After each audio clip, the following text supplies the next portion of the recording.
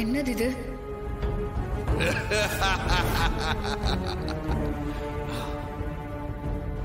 ஆதித்ய பகவானே, நவகிரகத்தின் நாயகனே, என்னோட வேண்டுதலுக்கு செவி சாச்சு எனக்கு ஒரு அதிசயத்தை காட்டு சூரிய பகவானே.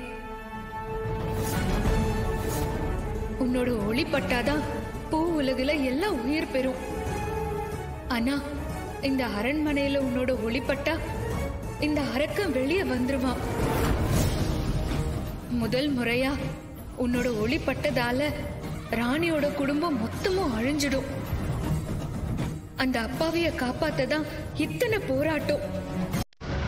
அவங்கள காப்பாத்த ஆதித்யனாரே.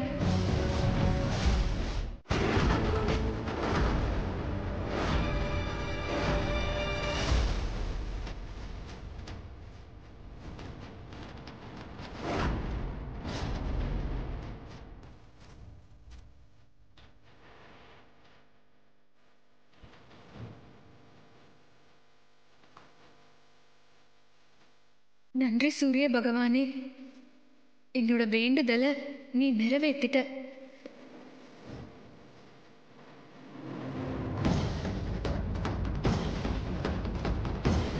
இந்த இருள் முழுசா சூழ்ந்திருக்கிற வரைக்கும் இனி உன்னால இந்த பனி மண்டலத்துல இருந்து வெளியே வரவே முடியாது.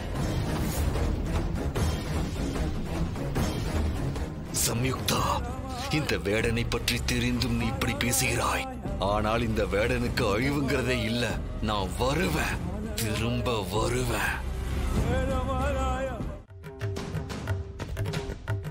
அம்மா, அடுத்து நீங்க அடி பிரதர்சனம் பண்ணுங்கம்மா. பார்த்து பத்திரமா போயிட்டு வாமா. சரிங்க சாமி. ஓம் சக்தி பராசக்தி. ஓம் சக்தி பராசக்தி. ஓம் சக்தி பராசக்தி. ஓம் சக்தி.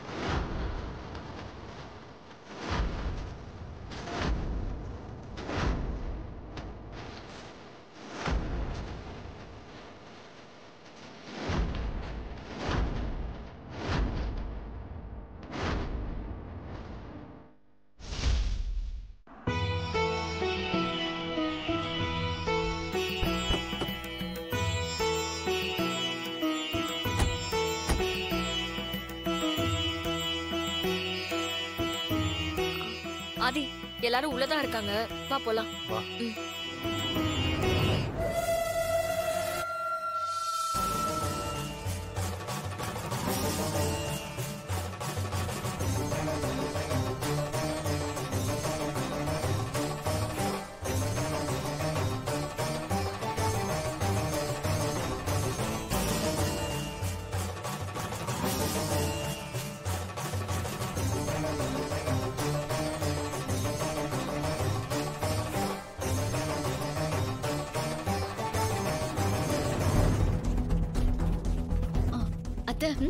எல்லாரும் ஒரு நிமிஷம் அங்க பாருங்களேன்.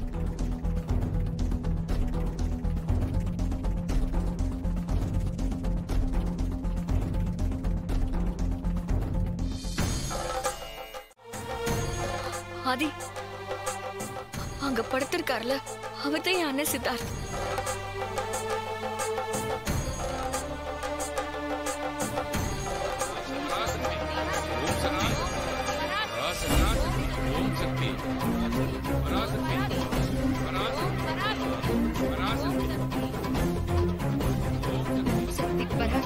ஏய், அங்க பாரு, நிறமாச கர்ப்பிணியா மஞ்சள் கலர் சாரி கட்டிருக்காங்கல்ல,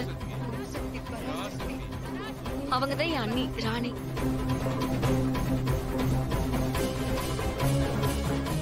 சித்தார்த்த அண்ணனுக்காக தான் இந்த நிலைமையிலயும் அவங்க இப்படி இருக்காங்க.